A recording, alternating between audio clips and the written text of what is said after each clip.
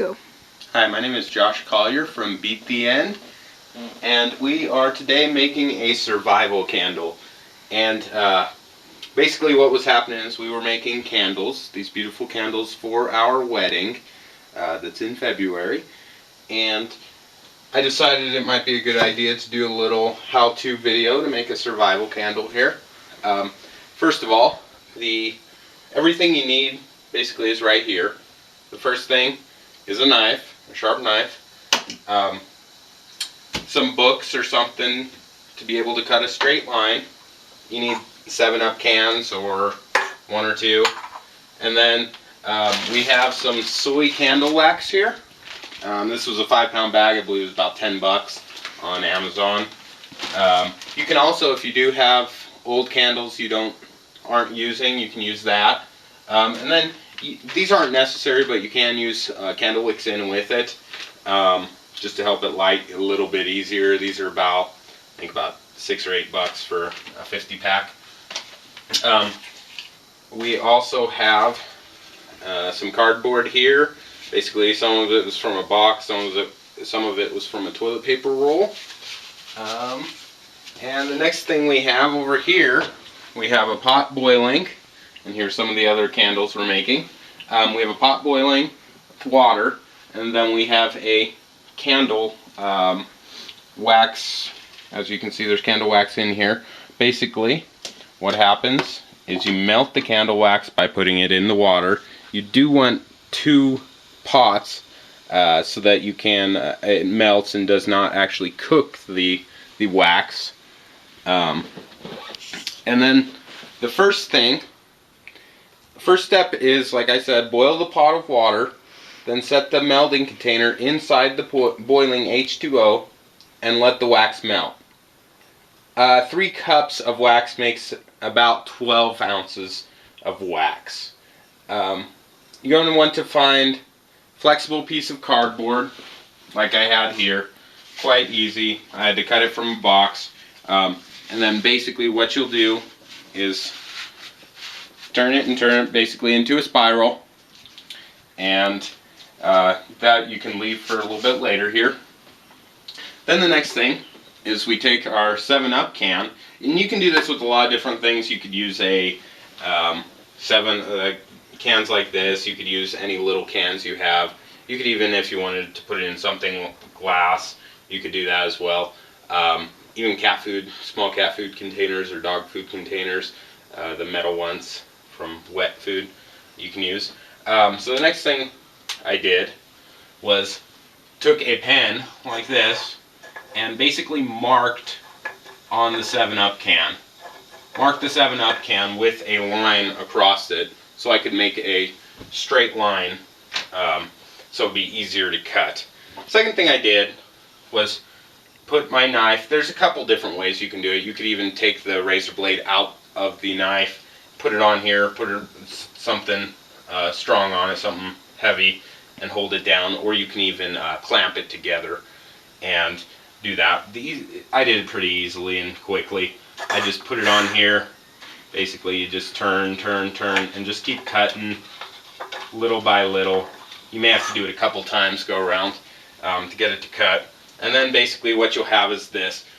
What you want it to be is basically very close to the same size as your cardboard here.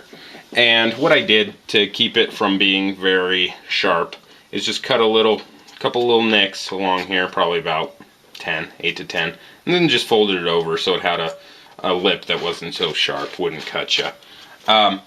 Next thing you do here is roll up your cardboard so it'll fit inside this right here, inside your can.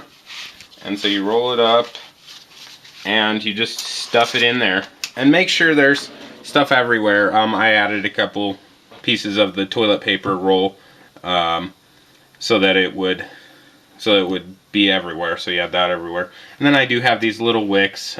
They were cut from the other wicks we were using here, and you can, if you want, you don't have to, it will still work. If you wanted the wicks, you can. You basically just put them in. It'll probably be easier to get it lighted, get it started. So I'm just using a couple here. You really don't need very many, probably 3, 4. It's probably enough. Let's see, that one didn't work there so well. So we'll just use 4 here, and just put them over there. Then what you want to do next is you take your wax, which has not finished melting at the moment. It'll take a few minutes to melt.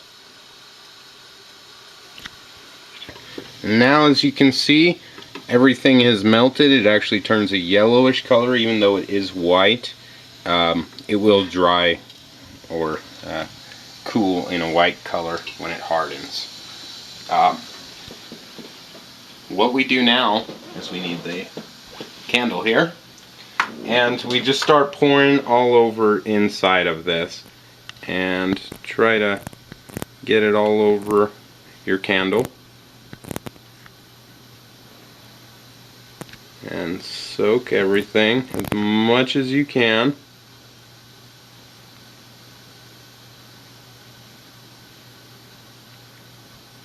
And try to fill it to about 2/3. Hopefully we have enough here. It looks like it's starting to move it up.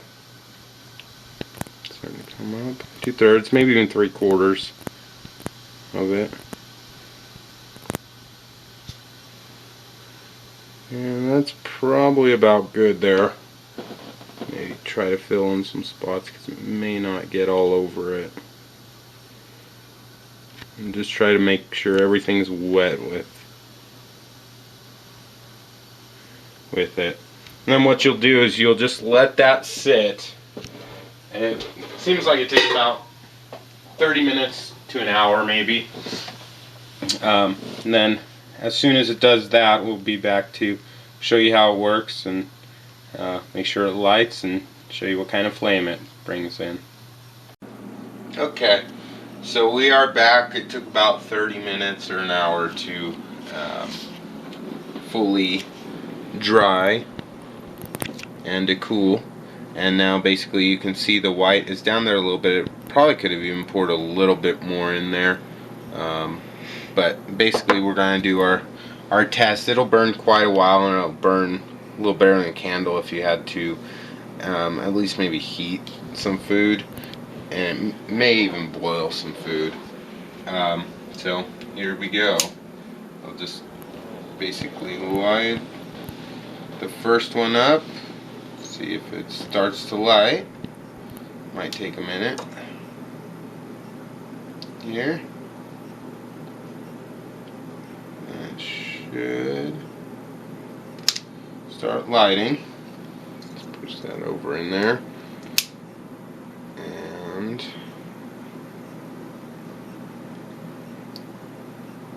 here in a few minutes it'll actually start lighting everything.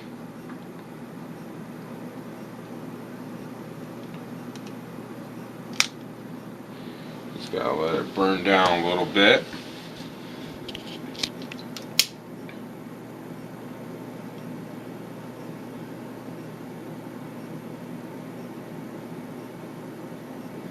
Just heating it up to get it started. And you'll see after some of the candle wax starts to burn off that everything will start catching. Here it goes.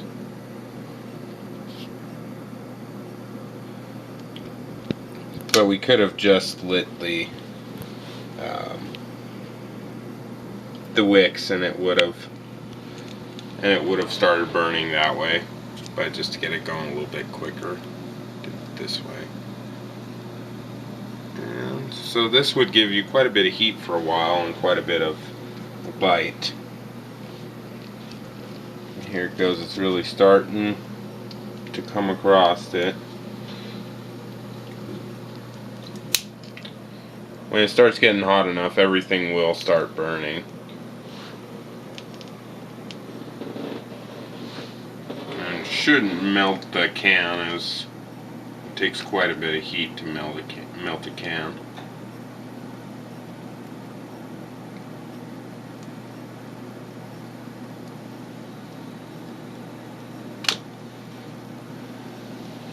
Basically, there you go. It puts out quite a bit of heat.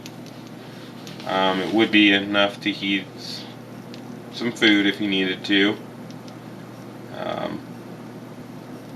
Should give you quite a bit of light for a long time.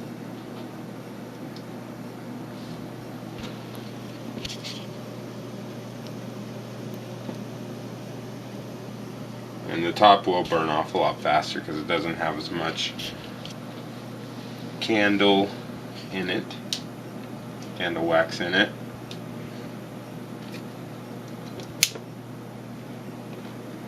As soon as everything else gets lit, it'll really come up and really start burning.